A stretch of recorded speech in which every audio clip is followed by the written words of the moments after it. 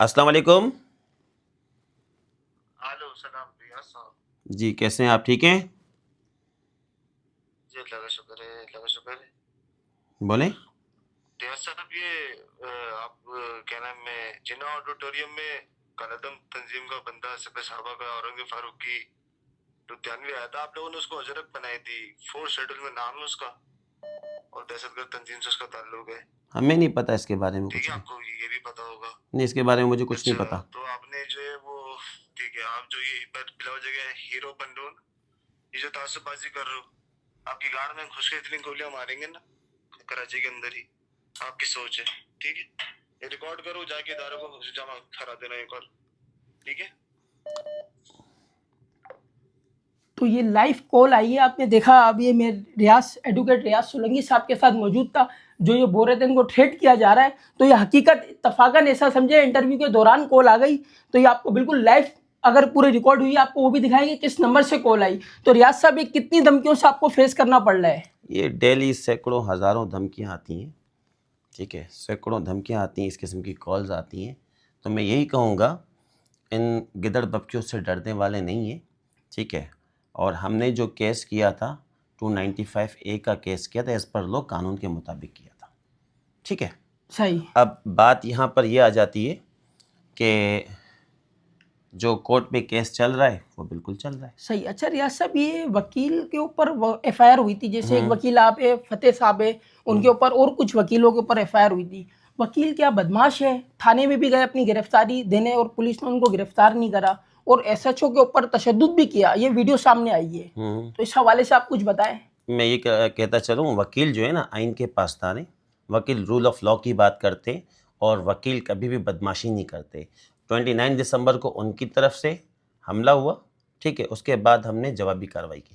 اور یہ میاں صاحب کا بھی لائسنس کینسل ہو گیا. انہوں نے ایک درخواست دی تھی آپ لوگ کے لائسنس کینسل ہونے کی، وجہ ان کا لائسنس کینسل ہو گیا. آپ کے اوپر کس کا ہاتھ ہے جو آپ دھڑا دھڑ کیس بھی کر رہے ہیں، فیس بھی دے رہے ہیں؟ ابھی لائف پول کے اوپر آپ کو دھمکی بھی آئی، پھر بھی آپ فیس کر رہے ہیں. کیا بھلا ہے آخر آپ کیا کس کا ہاتھ ہے؟ میں یہ کہوں گا کہ کراچی بار ایسوسی ایشن، ہمیں اپنے وکلا بھائیوں پہ، ہمیں اپنی کیبنٹ پہ فخر ہے. پوری کیبنٹ ہمارے ساتھ کھڑی ہوئی ہے.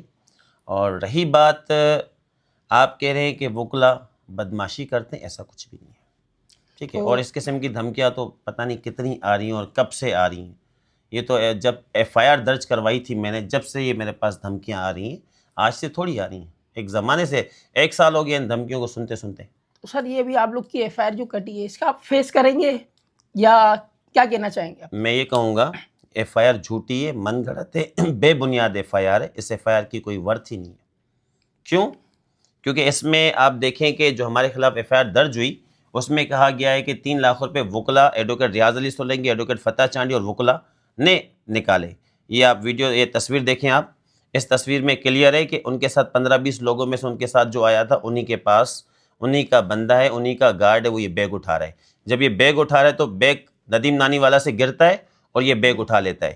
یہ بیگ اٹھانے کے بعد تو اس میں یا تو اس نے پیسے اٹھائے، انہی کے بندے نے اٹھائے، یا پیسے موجود ہی نہیں تھے.